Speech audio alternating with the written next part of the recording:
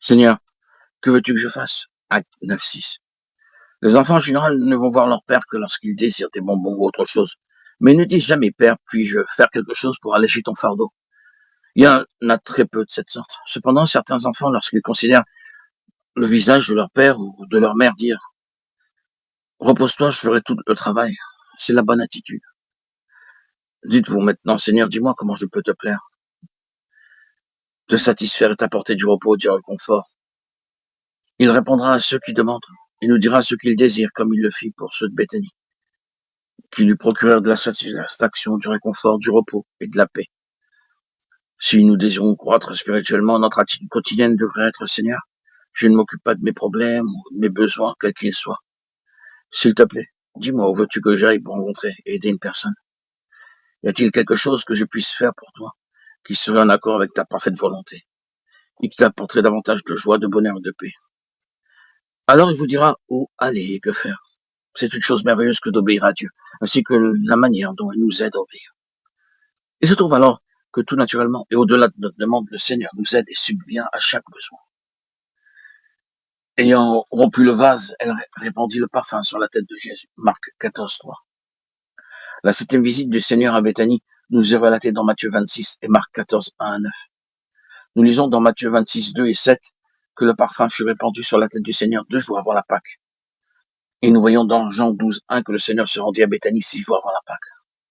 Dans Matthieu 26:2, notre Seigneur annonça de nouveau à ses disciples que le temps était venu pour lui de souffrir, d'être rejeté, de mourir et de ressusciter. Bien qu'il le répétât souvent, ses disciples ne pouvaient pas comprendre ou croire ce qu'il disait. En revanche, les femmes, elles, croyaient ce que le Seigneur disait. Ce que les disciples ne comprenaient pas clairement, ce que disait pourtant si clairement notre Seigneur.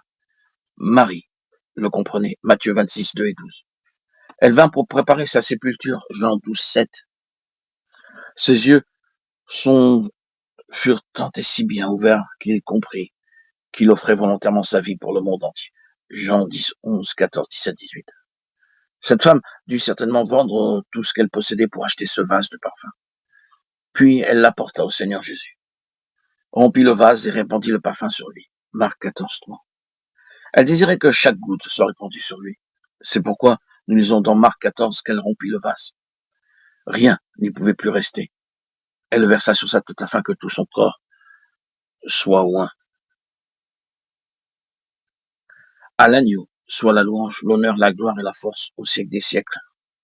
Apocalypse 5:13. Cette femme voulait exalter le Seigneur Jésus et ne pouvait rien faire d'autre. Alors elle vint pour loindre, signifiant ainsi, maintenant Seigneur, je crois que tu vas mourir pour le monde. Tu l'as dit. Tu donnes ta vie pour tes brebis et tu meurs comme l'agneau de Dieu. Tu es mon créateur et mon roi. Ainsi elle apporta le parfum le plus précieux en disant, par la foi Seigneur, je suis prête à tout répandre pour toi. Demande ce que tu veux, je suis prête à te le donner.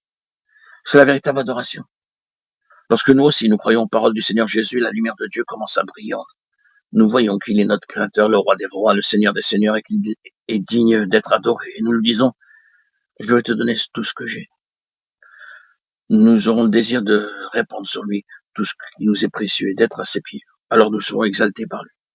Plus nous l'exaltons, plus nous serons exaltés. L'agneau est digne de recevoir la puissance, la richesse, la sagesse, la force et l'honneur.